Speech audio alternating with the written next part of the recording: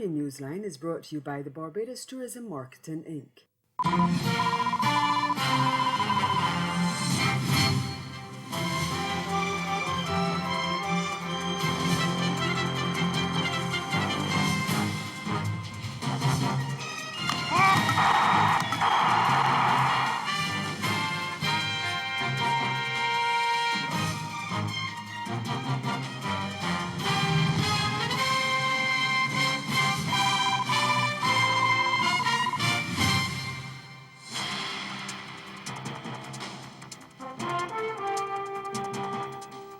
Dominica's opposition refuses to recognize the newly elected government. Our top story in Caribbean Newsline for Monday, December 9th. From the CMC News Center in Bridgetown, I'm Dawn Paris. Good evening.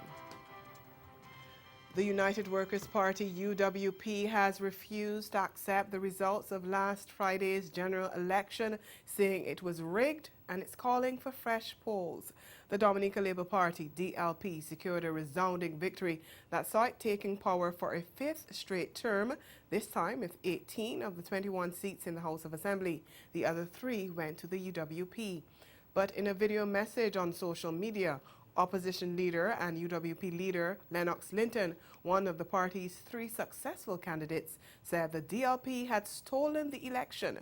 According to the Electoral Office, 23,300 of the more than 40,000 people who cast their ballots in the election voted for the DLP. But Linton charged that at least 8,000 of those were overseas-based Dominicans who were brought home to vote.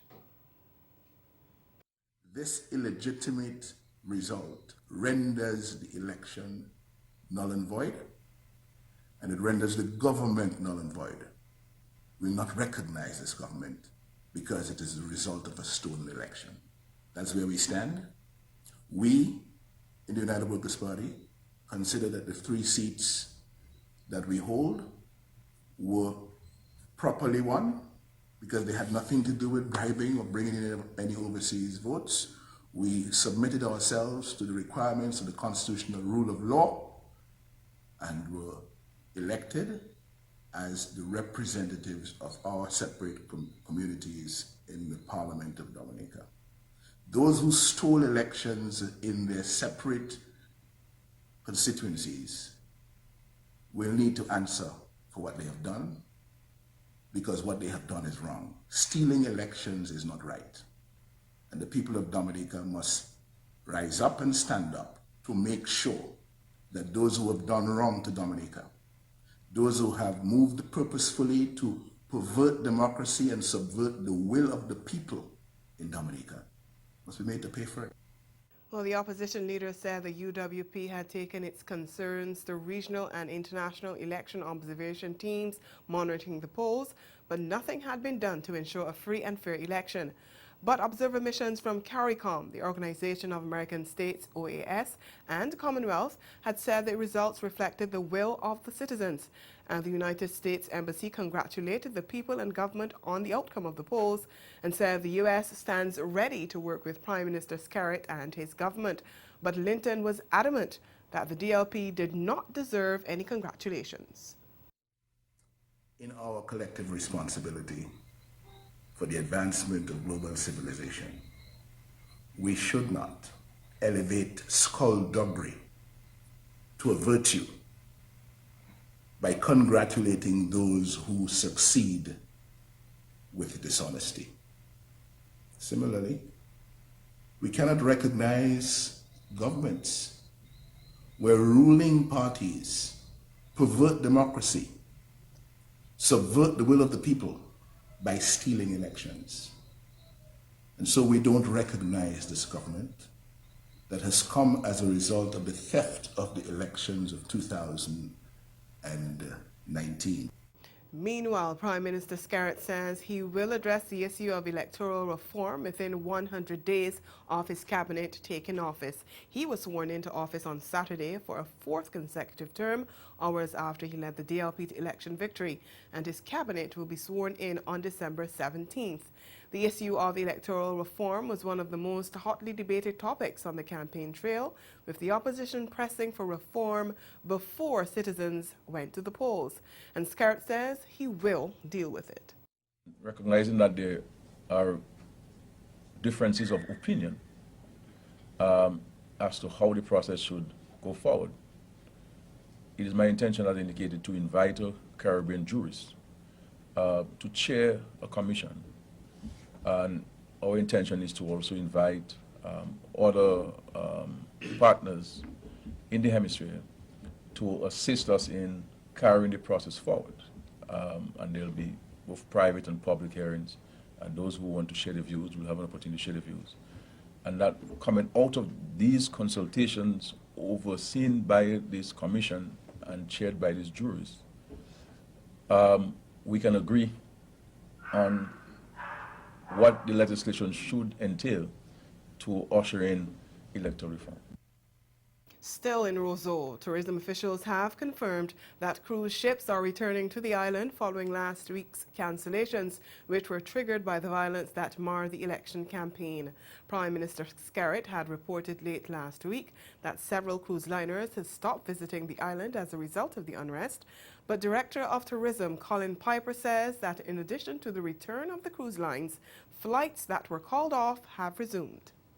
We're pleased to inform that everything is back to normal as it relates to a tourism activity. Specifically, cruise calls are back on from Monday, December 9th, as well as all airlines are operating into Douglas Charles.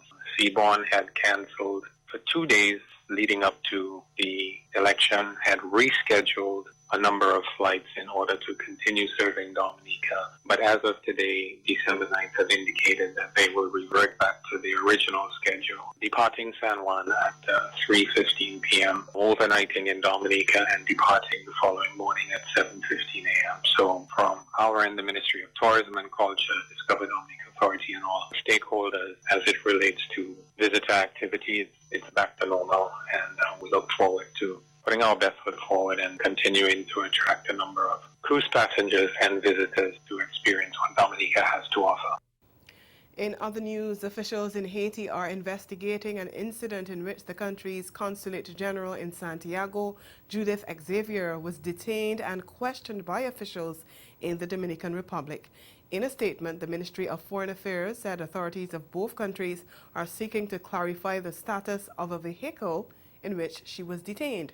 On Saturday, the Dominican National Police detained the Haitian diplomat while she was driving a luxury vehicle as she was preparing to cross the border in the Dominican Republic.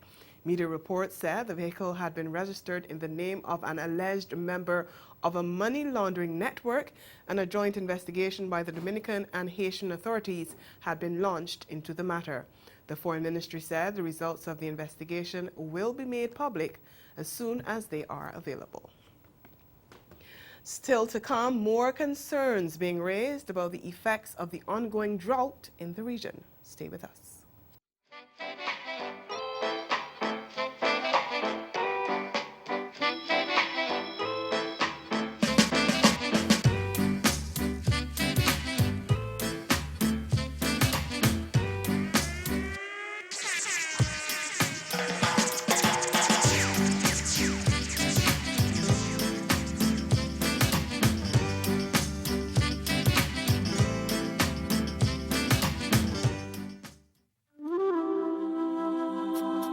Let your spirit take to flight. Let your heart run free and wild.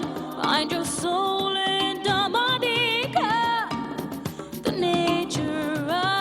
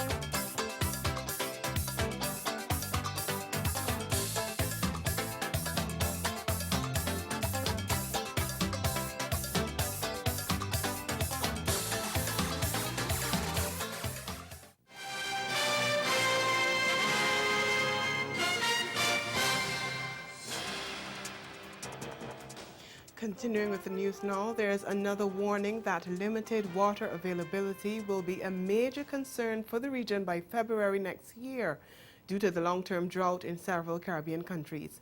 The warning from the Barbados-based Caribbean Climate Outlook Forum, CARICOM, follows a statement by the Caribbean Institute for Meteorology and Hydrology that rainfall is expected to decline as the new dry season begins.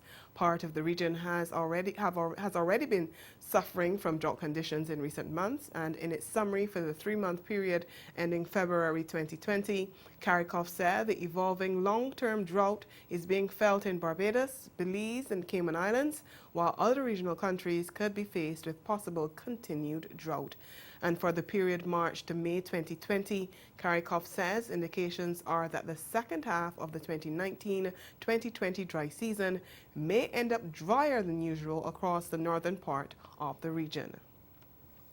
The Caribbean Community CARICOM last Saturday inaugurated its diplomatic office in Nairobi, Kenya, with Prime Minister of Barbados Mia Mottley noting the historic, symbolic and practical implications of the new outpost.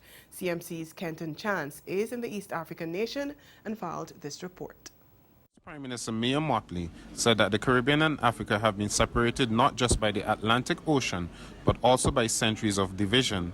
She said CARICOM is adamant that it will not allow this separation to continue. When we claim our Atlantic destiny, we are conscious that we are coming home.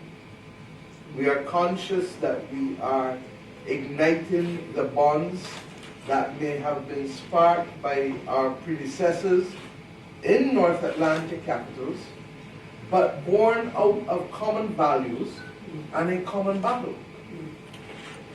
But we believe that it is incumbent upon our generation to move to the next level, and that we have no one else to blame now but ourselves if we do not remove the separation that is foisted upon us for centuries. Nairobi is home to the largest UN presence in the global south and is one of 4 major United Nations office sites where numerous different UN agencies have a joint presence. Mottley said CARICOM wants to use its presence here as a bloc and hopefully with its members setting up their own diplomatic missions to address issues of importance to the region. That we are in a position to shape and influence the policy framework that is going to be foisted upon most of our countries with respect to how we live, how we build, how we trade, and how we manage our environment in this very difficult time. Mottley outlined the importance of the diplomatic office here in Nairobi in terms of CARICOM's interactions with the United Nations. More than any other location perhaps, more than Geneva, more than New York, the CARICOM representation in Nairobi is going to be the one that will have the greatest impact on how our nations function, how we build, how we trade, how we deal with our food security, and above all else, how we deal with our water security. Meanwhile, Monica Juma, Cabinet Secretary, Ministry of Foreign Affairs, Kenya, commended CARICOM for taking the decisive move to embrace Kenya, Africa, and the United Nations fraternity in Nairobi. She pledged her country's support to CARICOM nations and their bilateral and multilateral efforts. The CARICOM Diplomatic Office was inaugurated at a time when the Africa, Caribbean and Pacific Group of States, the ACP, is holding its summit of heads of state and governments from December 9 to 10 under the theme, A Transformed ACP Committed to Multilateralism. From Nairobi, Kenya, I'm Kenton Chance for CMC News. Well, it's time for Newsline Health, and this week we hear that the Bahamas has banned sugary drinks in schools and healthcare facilities. And one advocacy group in Guyana welcomes the availability of pre-exposure prophylaxis against HIV. Marie-Claire Williams has the details. The Bahamas has banned sugar-sweetened beverages at all schools and healthcare facilities. The move comes as Nassau seeks to reduce its rates of non-communicable diseases. Acting Minister of Health, Jeffrey Lloyd, says treatment of NCDs accounts for 2/3 of spending on healthcare, as well as half of the country's deaths, and that needs to be addressed urgently. Now, this may seem like a harsh measure to some, but every day we see the terrible effects of the abuse of sugar on the health of our society. Indeed, some medical professionals and experts around the globe describe sugar as the new drug. Limiting access to sugar-sweetened beverages will make a positive difference, we believe, for so many in our communities. And in this respect, our healthcare sector is setting the example. And in Guyana, a ban on the sale, advertisement, and promotion of sugary drinks at schools will take effect on January 1st next year. One advocacy group in Guyana has welcomed moves by the Ministry of Health to make available pre-exposed prophylaxis, or PrEP, as it seeks to reduce the transmission of HIV. PrEP comprises drugs taken preemptively against HIV and is mainly targeted at vulnerable groups. Joel Simpson is the founder of the Society Against Sexual Orientation Discrimination, or SASOD. He says the public has also welcomed the availability of the drug. So there are currently two initiatives that are making PrEP available in Guyana. One is a public-private partnership in which the government is providing the drug through 7 private doctors that they've trained in September. But the government program is only for persons who are HIV-negative persons who are in a relationship with a person living with HIV. The technical or public health term is serodiscordant couples. That just simply means that. Mary Claire Williams, Newsline Health. Ahead in Newsline Sport, West Indies level the T20 International Series against India. Stay with us. Small business owner, you have to make sure your technology is available and operational at all times. But what happens when your network crashes, your email goes down, or your user systems get a virus? You may try to fix the issue yourself, but you can end up making the problem a lot worse. At Digital Networking Solutions, we're more than just people who try to fix your computers. We monitor, maintain, and support your IT systems so that you can focus on growing your business to its fullest potential. When you sign up for one of our IT support plans, we get familiar with your IT environment beforehand, so we can manage it proactively as if it were our own. Your business deserves the best IT services available to ensure it functions to its maximum efficiency. So give us a try today.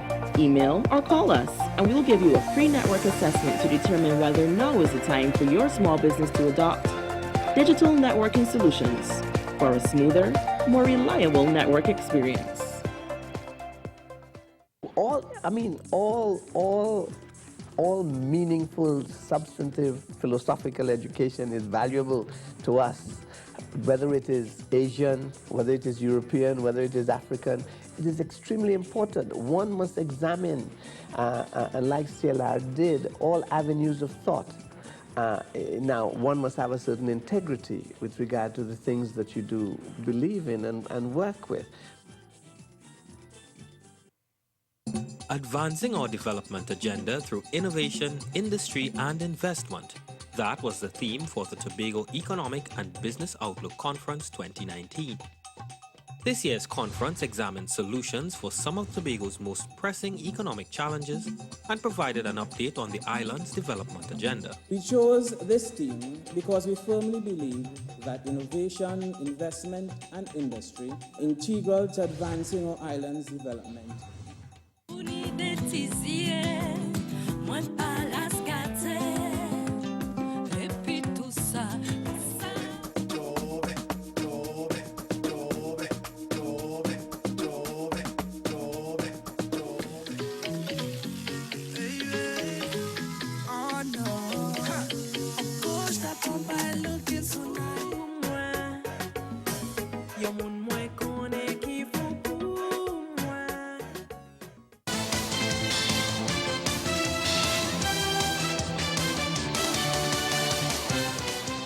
Time for sports now. Veteran opener Lendl Simmons stroked his first half-century in nearly 4 years, while Nicholas Pooran made an impact in his first match back from a ball tampering ban as West Indies brushed aside powerhouses India by 8 wickets to level the 3-match ODI series 1-1 on Sunday. The 34-year-old Simmons, playing only his third T20 international in 2.5 years, emerged from a stuttering start to top score with an unbeaten 67 off 45 deliveries, while Puran arrived late to lash an imperious unbeaten 38 from just 18 balls. Sent in earlier, India came up short on 170 for 7 off their 20 overs, with only Shivam Dube, who top scored with 54 from 30 deliveries, and wicket-keeper Rishabh Pant with an unbeaten 33, showing any real enterprise. They were the only two to pass 20 in an unusually flat Indian effort, which saw the hosts manage just 77 runs over the last 12 overs. India's lack of verve was due mainly to leg spinner Hayden Walsh and seamer Kesrick Williams, who finished with 2 wickets each, making key strikes at crucial stages. Left-arm spinner Ashmead Ned spearheaded a brilliant come-from-behind effort as West Indies under-19s defended a small total to beat England under-19s by 36 runs in the opening match of the Tri-Nations series last Friday. With the visitors set a paltry 165 for victory, Ned sliced through the innings to finish with 5 for 27 and send them tumbling for 128 inside the 31st over at the Vivian Richards Cricket Ground. New ball seamers Matthew Ford and Jayden Seale set the tone with 2 wickets apiece as England declined to 28 for 3 in the 7th over and never really recovered. Tail-ender Casey Aldridge, batting at number 9, top scored with 28, while opener Thomas Clark chipped in with 22, but they were the only 2 to pass 20. Aldridge had earlier snatched 4 for 38 in a lively 10-over spell, as West Indies, who were sent into bat, were bundled out for 164 off 46 overs. A former world sprint champion is confident about winning Olympic gold now that his former running mate, multiple sprint champion Usain Bolt, is out of the picture. TVJ's Daniel Blake tells us the sprinter also warns budding sprinters about becoming complacent. Though he has only claimed 1 individual medal in the last 7 years, Yohan Blake is one of Jamaica's most successful sprinters of all time. The 2011 world champion has personal best times of 9.69 seconds in the 100 meters and 19.26 in the 200 meters. Those times are only bettered by compatriot and former training partner Usain Bolt, who has the world record in both events. However, Blake feels his career would be more respected if Bolt didn't have the spotlight. I would have been the fastest man on earth. You know that I was a bit in the shadow running in my younger days, and you know when running that 9.69 and 19.26 kind of pulled me away, and winning that world championship kind of pulled me away out of that shadow. When you have a 6-foot guy and I'm behind that guy, it took away everything. But I'm still grateful for what I've done in the sport. There have been many questions asked about the future of male sprinting locally after the country failed to garner a medal in that department at the recent World Championships. And Blake also has concerns. In Jamaica, the track and field is dying a little bit. I don't know what happened to the younger generation, but we have a very good program, the Champs program, and also the primary program and the prep program that is going on really well, and there's a lot of talent coming out, and I just hope that they don't get too complacent and just can follow in our footsteps or also get better than us. And despite not winning an individual gold medal since 2011, Blake is confident heading into next year's Olympics in Tokyo. I'm going to win. Well written. I hope the track allow me to.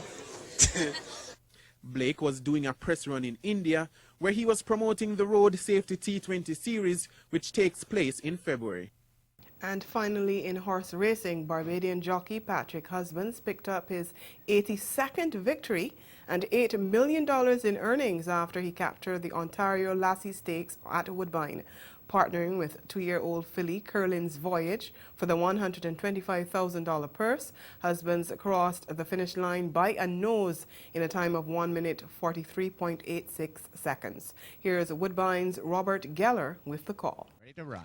And they're off. Great start, Merveilleux on the inside with November Fog, who's put the head in front. Lying in third, the Pink Pegasus as they settle. AV's Samurai a length and a half away. And then second last, Curlin's Voyage, and last is Cool Shadows.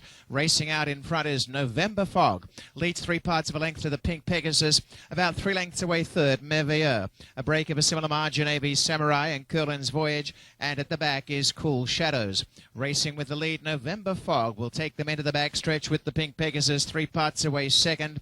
And in the Ontario Lassie with a nice trail is Merveilleux, who's about 2.5 to 3 lengths away third.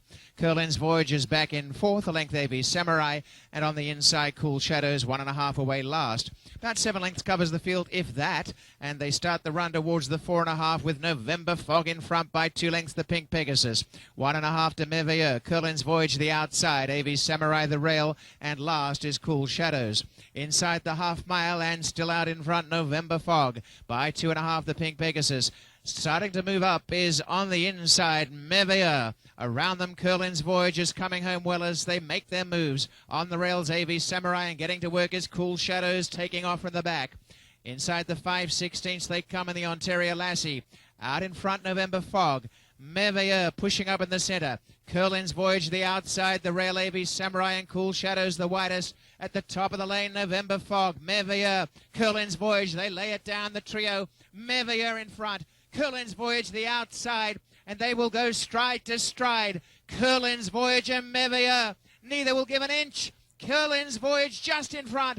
Merveilleux fighting back as they hit the wire. Curlin's Voyage narrowly, I believe, from Merveilleux. Back in third, November Fog, and then AV Samurai from Cool Shadows, and last, the Pink Pegasus. A photo for the win, 1:43.85. And that's the sport. We'll be right back.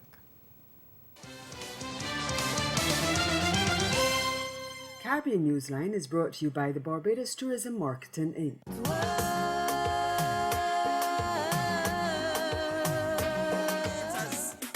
We keeping it real. We don't need no filters. We do whatever we feel, yeah. Shout out to my hood, but we don't hustle for the money and the food, oh. Yeah, no one ever have. No say we see.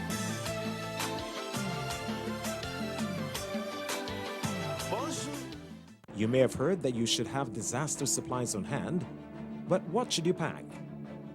How to get started? And what maintenance is necessary?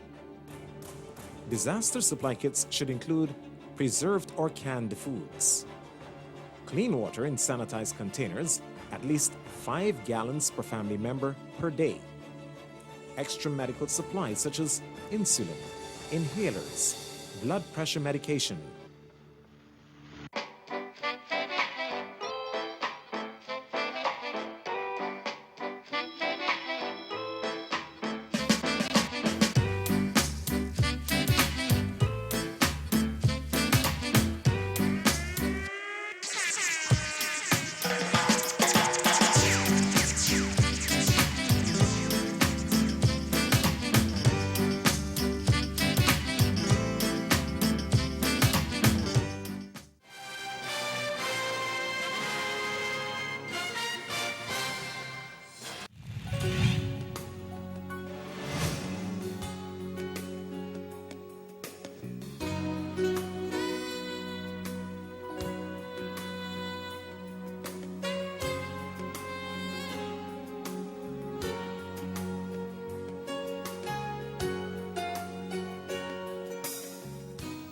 Again, the major developments of this day. Dominica's opposition United Workers' Party says it will not accept the results of last Friday's general election won by the Dominica Labour Party because the polls were rigged, and it wants a fresh vote. And in sport, West Indies leveled the 3-match T20 International Series against India, winning their second game by 8 wickets. And that's Caribbean Newsline. For news and sports round the clock, subscribe to CanaNews.com, and for more of our programming, log on to CaribVision.tv and check out our YouTube channel. We'll be back here again tomorrow, but from all of us at CMC News, thank you for watching and have yourselves a good night.